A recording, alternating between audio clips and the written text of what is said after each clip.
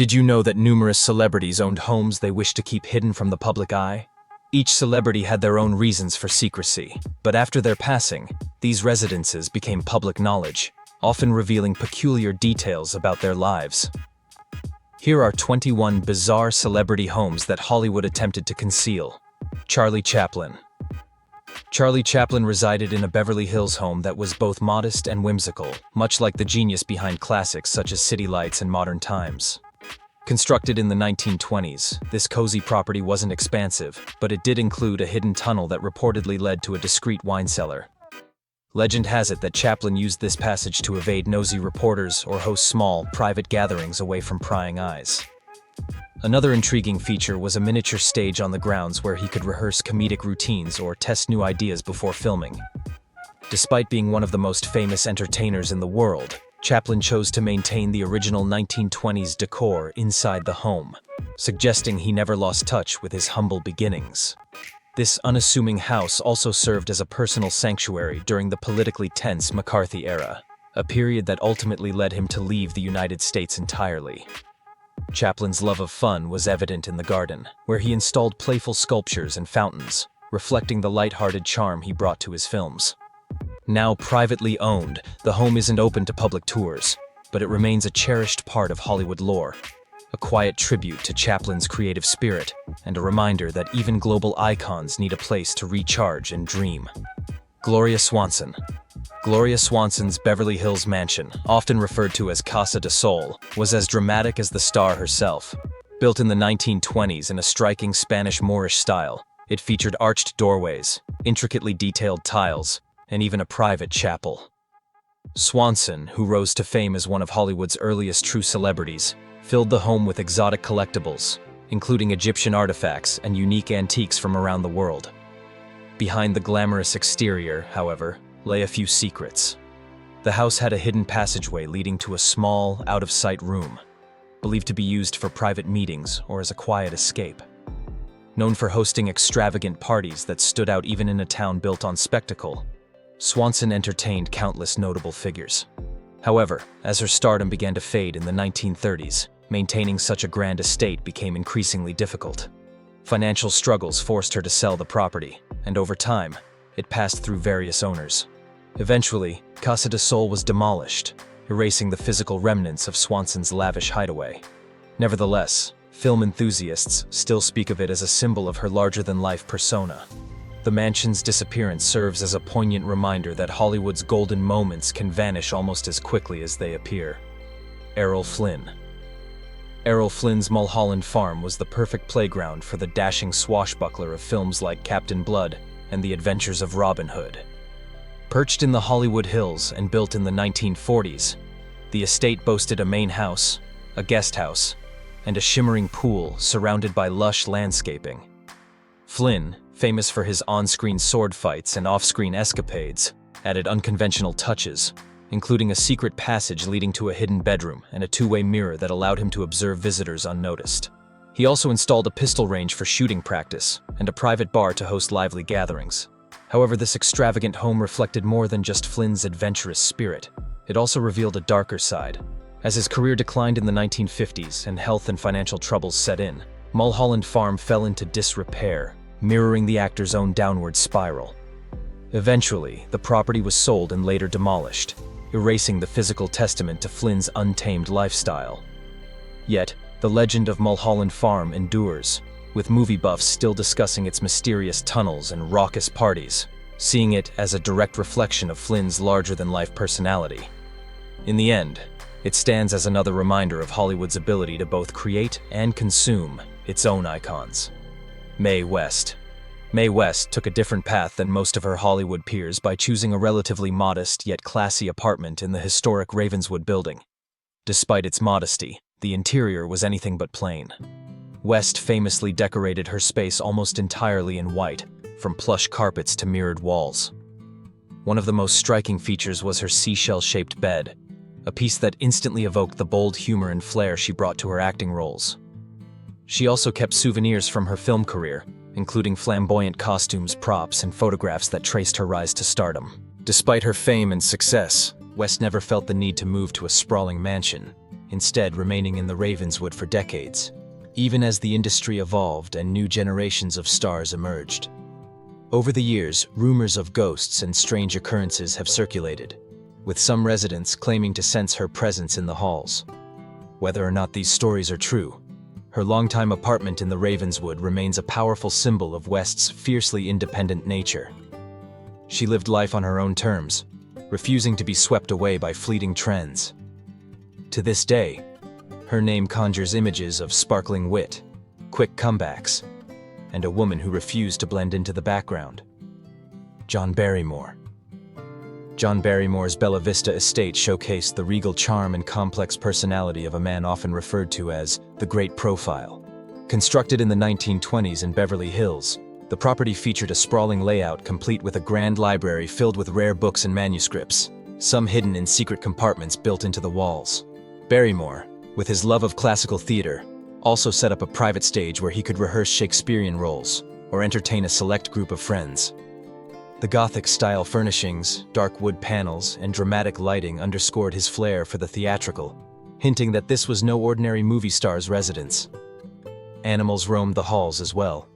Barrymore famously kept a monkey and a parrot, allowing them to wander freely like curious guests.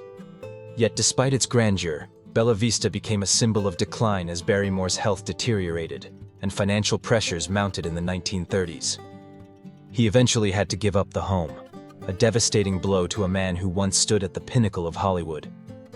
After changing hands, Bella Vista was eventually demolished, erasing a unique monument to Barrymore's brilliant yet troubled legacy.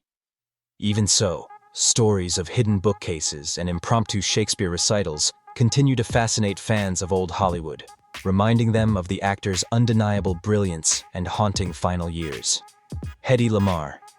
Hedy Lamarr's Hollywood home was a blend of glamour and genius, much like the star herself. Built in the 1940s high in the hills, the house featured a modern, minimalist design with large windows that flooded the space with natural light. To many, it appeared to be the stylish home of a screen siren, but what set it apart was the fact that Lamarr was more than just a beautiful face. She was also an inventor. Hidden from Hollywood's cameras, she maintained a private workshop in the house where she tinkered with ideas, including the groundbreaking frequency-hopping concept that paved the way for technologies like Wi-Fi and Bluetooth. In a town focused on red carpets and glitzy premieres, Lamarr quietly pursued her intellectual passions. She rarely brought visitors into her workshop, and few knew about her advanced problem-solving skills. This secretive blend of glamour and intellect turned her into something of a myth within the film community. Though the home itself no longer stands, its memory resonates with fans who marvel at how Lamarr balanced stardom and science in an era when few believed a leading lady could also be a serious inventor. Her story underscores the depth hidden beneath Hollywood's shiny exterior, proving that creativity isn't confined to any single field, even in an industry built on appearances. Howard Hughes. Howard Hughes' Beverly Hills estate was like a maze, reflecting the brilliant yet troubled mind of its owner. Purchased in the 1920s, the property sat behind tall walls and dense foliage, offering complete seclusion to a man who grew increasingly reclusive over the years.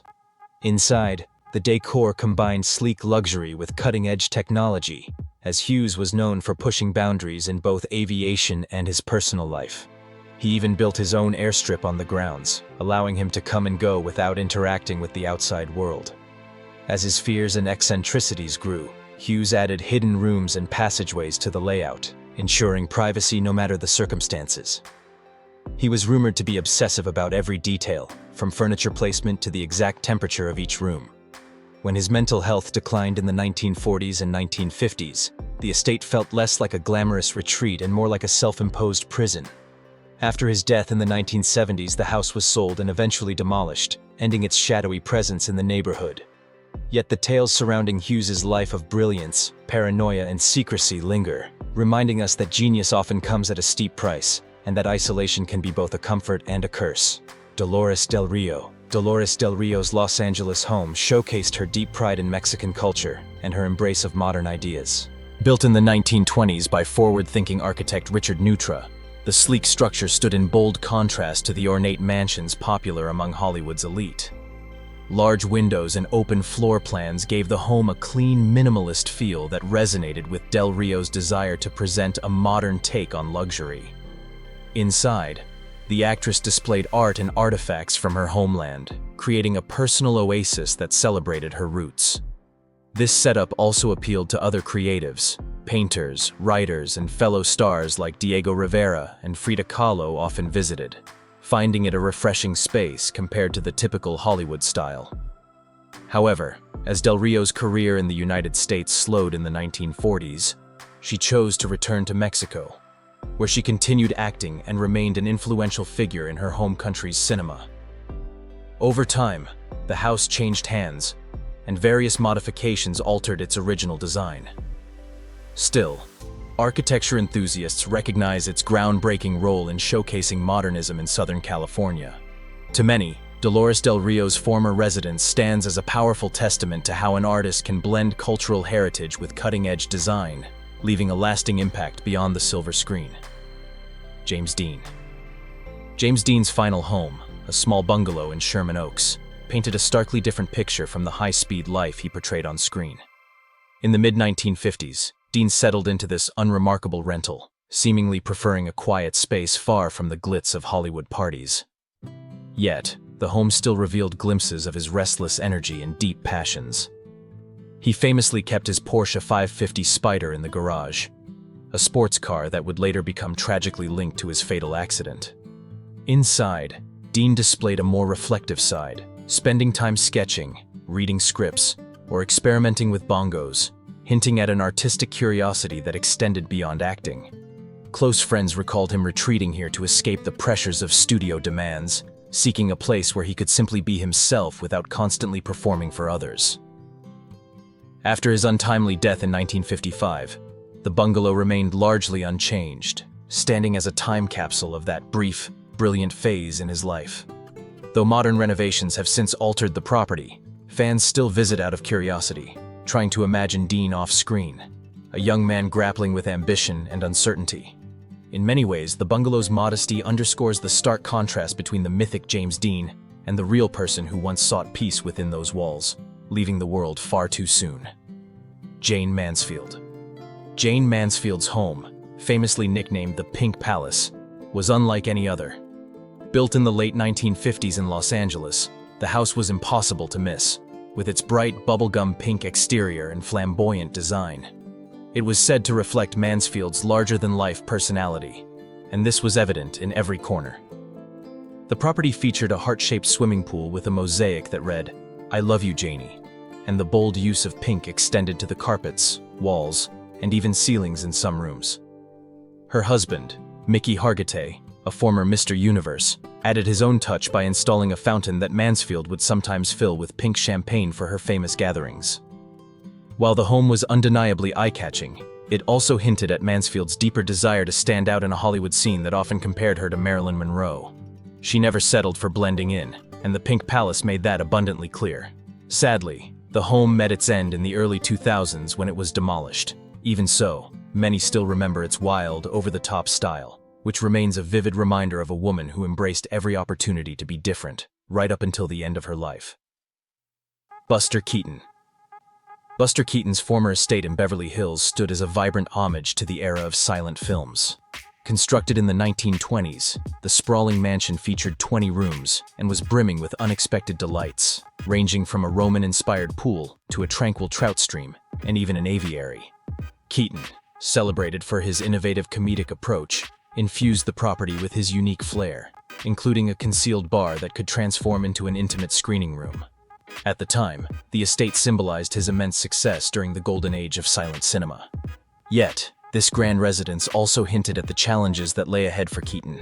Financial difficulties and a tumultuous divorce ultimately led to the loss of this cherished property, mirroring the broader struggles he faced as the film industry evolved. As talkies gained prominence and his career began to wane, Keaton's battles with alcoholism further compounded his hardships. The estate became a poignant reminder of how quickly Hollywood's favor could fade. Even a talent as extraordinary as Keaton couldn't hold on to everything when fortunes shifted. Today, though the mansion no longer stands, its legacy endures, offering a bittersweet reflection of Keaton's creative brilliance and the personal and professional trials he endured behind the scenes. Marion Davies. Marion Davies's Ocean House, perched in Santa Monica, was more than just a residence. It exuded the grandeur of a coastal palace. Completed in the 1920s with the financial backing of her influential partner, William Randolph Hearst, the property boasted over 100 rooms, 55 bathrooms, and 37 fireplaces. The centerpiece was a stunning 110-foot pool, adorned with marble statues and surrounded by lush greenery.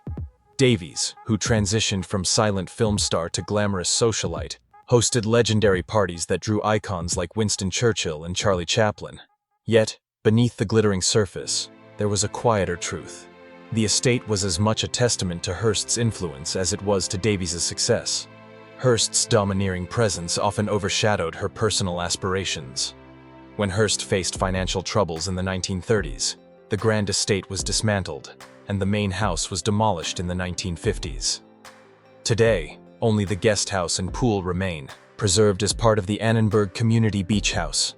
These remnants stand as symbols of Davies's dreams and the sacrifices she made to remain in Hollywood's elite circles. Though the mansion is gone, the echoes of her ambition still resonate by the sea. Rudolph Valentino. Rudolph Valentino's Falcon Lair was far more than a mere residence. It was a majestic fortress steeped in mystery.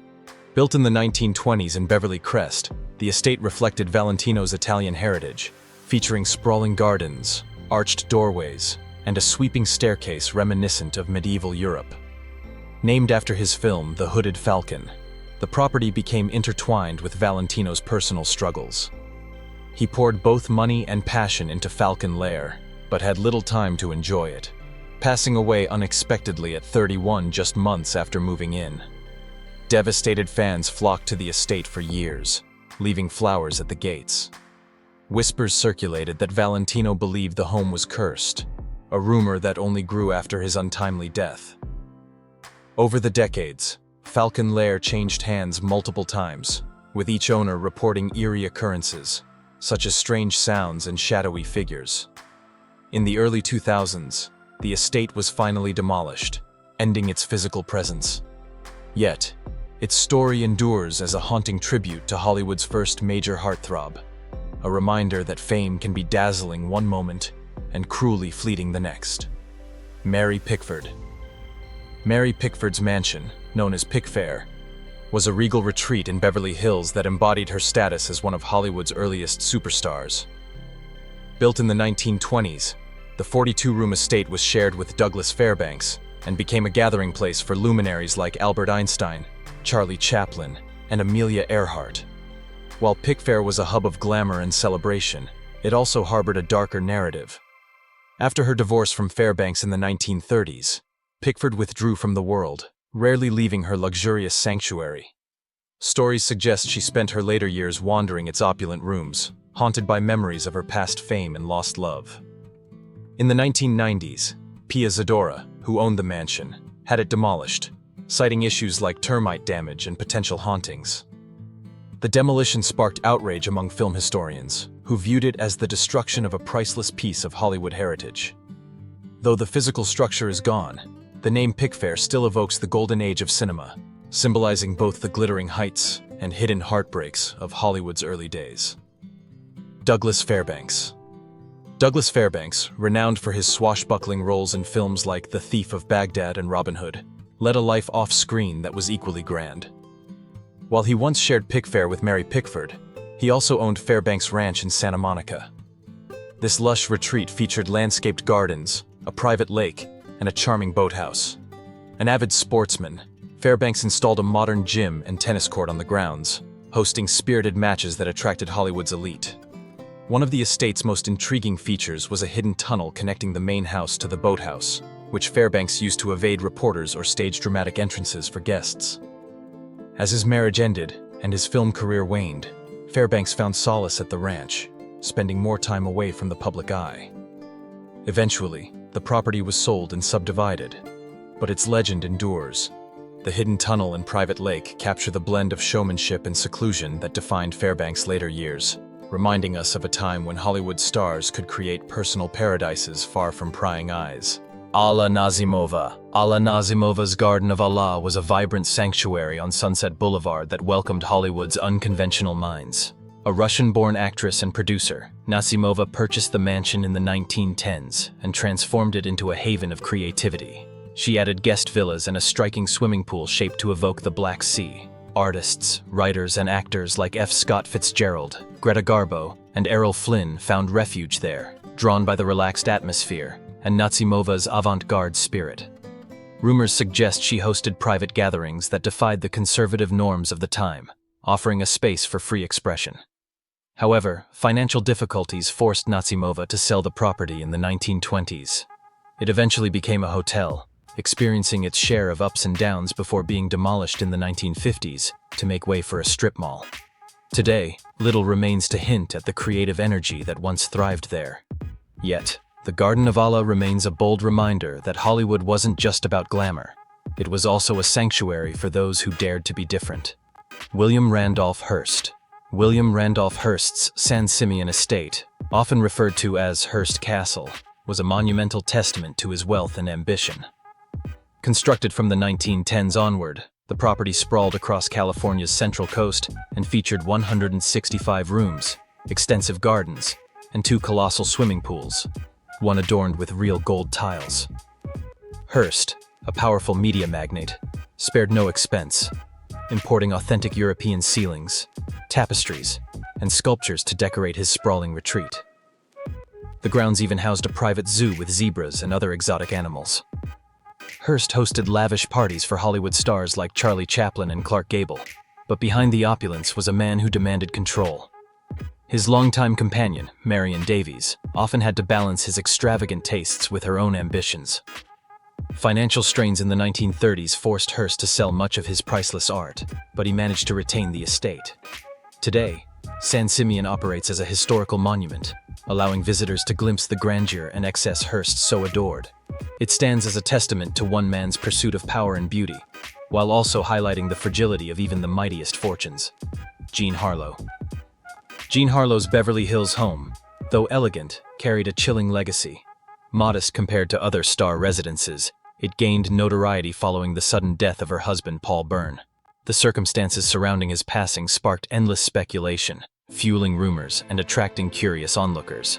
Tragically, Harlow herself died at just 26, deepening the estate's eerie reputation.